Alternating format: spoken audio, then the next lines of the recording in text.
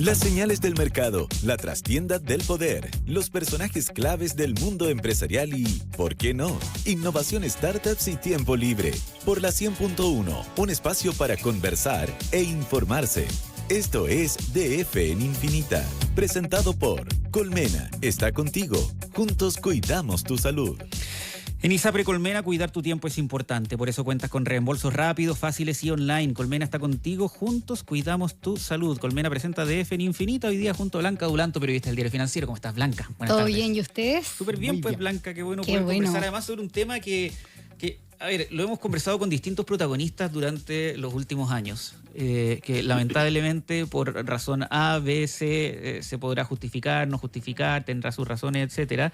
Pero un nuevo proyecto de inversión se va de Chile. Así es. Y este es un proyecto que además nos importaba particularmente harto porque tiene que ver con el litio.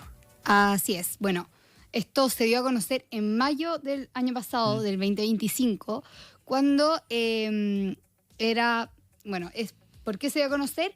Porque era el plazo final para que las plantas comprometidas por BYD y Shichigan estaban comprometidas para la región de Antofagasta, en el marco de la Estrategia Nacional del Litio, estuvieran funcionando y produciendo baterías y cátodos de litio. Ese era el plazo que tenían. Pero ese mismo mes, Diario Financiero dio a conocer que estas plantas nunca se construyeron. Lo comentamos, de hecho, acá. Sí, sí. Y que ambas gigantes chinas desistieron de sus respectivos proyectos. Bueno, estos proyectos fueron adjudicados por la Corfo a estas dos empresas chinas y se los adjudicó como productores especializados de litio. Con lo cual, así estas dos podían acceder a precios preferenciales y a un suministro asegurado de carbonato producido por Sokimich hasta el 2030. Y a cambio de eso, Chile se llevaba estos dos proyectos que sumaban una inversión de $523 millones y que generaban 1.000 empleos a la cartera para así agregarle un valor, darle un valor agregado a la cadena productiva de litio en el país. No obstante, lo que pasó fue que un abrupto cambio se fue dando como en las condiciones del mercado del litio a nivel global y fue cayendo el precio de este mineral.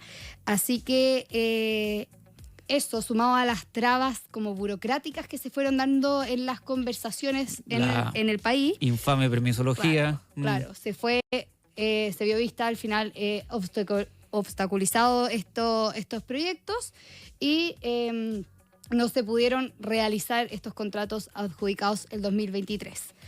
Esto cuando se dio a conocer en mayo del 2025, causó mucho revuelo y de hecho la embajada china salió como a desmentir un poco lo que había comunicado el Diario Financiero. Irrumpió en este debate y aseguró que las empresas iban a mantener estas inversiones. Pero 7 meses después, en conversación con la country manager de BYD,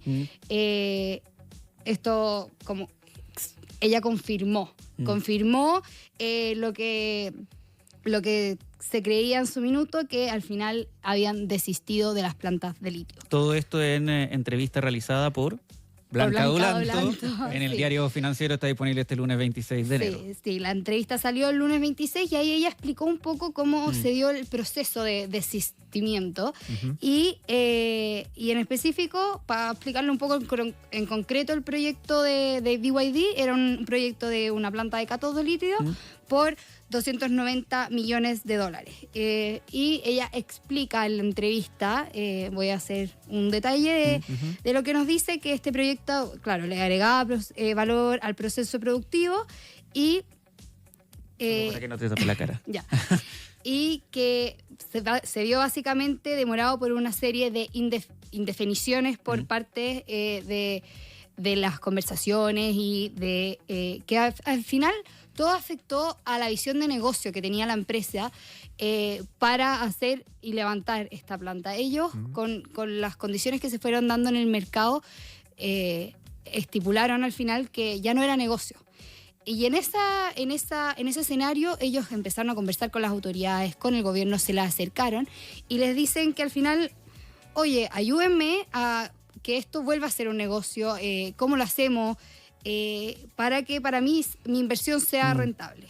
Y eso no llegó a puerto. De hecho, ella afirma que todas estas demoras no fueron un buen timing, empezó a bajar el precio brutalmente y se transformó en una inversión que no era rentable.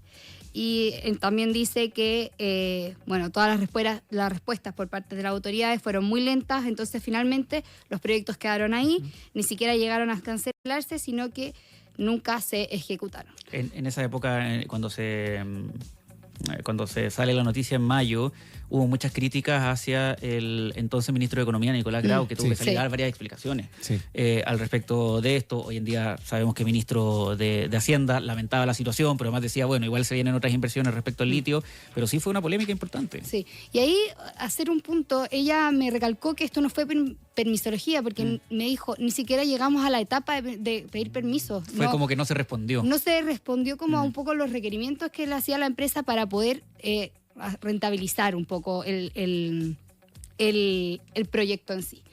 Y esta semana publicamos el lunes la entrevista y ese mismo día la Corfo responde un poco a los dichos de BYD y le dice y explica que las principales razones fueron de carácter económico y que respondieron a condiciones del mercado en su minuto. Un poco lo que veníamos hablando. Yeah. Pero además agregó que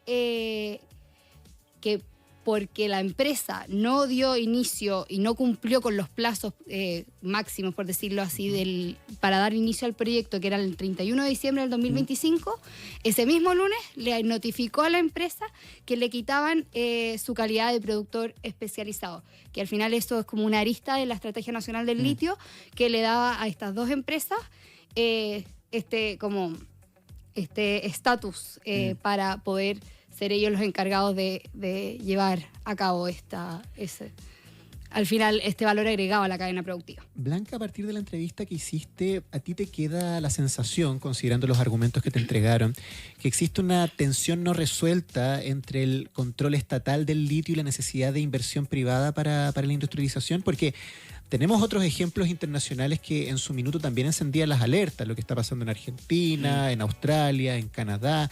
Aquí se anunció una política nacional del litio con bombos y platillos, pero muchos planteaban, oye, estamos llegando tarde con esto. O sea, hay que agilizar la inversión y el foco tiene que estar puesto en eso, más que en trabas burocráticas. Entonces, ¿te da la sensación de que existe todavía esa tensión no resuelta, Estado versus privado?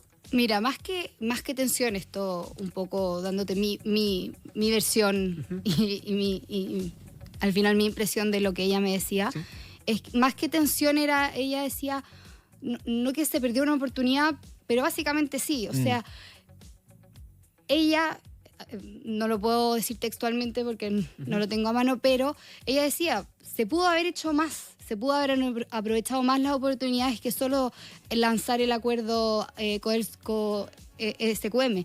Al final sí dio a entender que tuvimos la opción y que un poco la desaprovechamos. O sea, que se pudo haber hecho más en cuanto a litio y que hubo un momentum y que claro, Chile tenía de todo para ser uno de los productores de litio más importantes y que claro, se perdió un poco la ola, por decirlo así. Y insisto, no es la primera vez que justificación más, justificación menos, proyectos de inversión se van de Chile, ¿no? O no es como que se vayan definitivamente, siguen operando, obvio, pero la oportunidad de invertir en un área específica y de interés fundamental para nuestro país como el litio termina pasando, y siempre hay alguna explicación, siempre hay alguna justificación, pero en el fondo el resultado es el mismo. Claro. Bueno, ayer también el vicepresidente ejecutivo de la Corfo, José Miguel Benavente, explicó que ellos hicieron todo lo que tenían contemplado en cuanto a los procedimientos, incluso dice que hicieron esfuerzos adicionales, contestamos todas las cartas, más encima les advertimos de los plazos que se estaban acordando y que ellos estaban tranquilos con los procedimientos que ellos habían seguido, pero claro, al final también admitieron que ninguno de los dos proyectos se concretó y que y al final un poco le tiró un poco la pelota a las empresas. Al final nosotros hicimos todo, claro. Entonces, claro, ahí es un poco lo que venimos comentando. No, y siempre tú dices, yo digo, pero el efecto concreto, como decía, es el mismo. Sí. No, al final del día. Ahora, pasa la oportunidad, ¿no?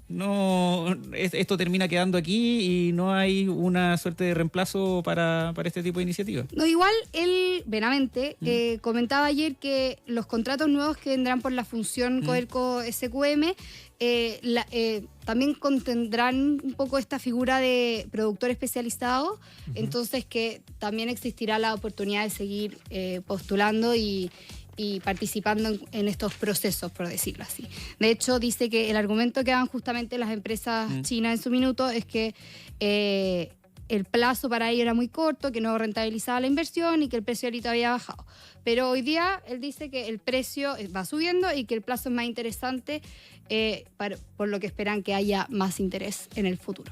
Ojalá que se termine capitalizando justamente aquello para que estas oportunidades no sean solo oportunidades perdidas, sino que eventualmente se puedan retomar. Así es. Blanca Dulanto, periodista del Diario Financiero, como siempre, muchísimas gracias. Gracias. Que a estés ustedes. muy bien. Chao. Son las 7:20. Esto fue de F en Infinita, un espacio para conversar e informarse por la 100.1. Una presentación de Colmena está contigo. Juntos cuidamos tu salud.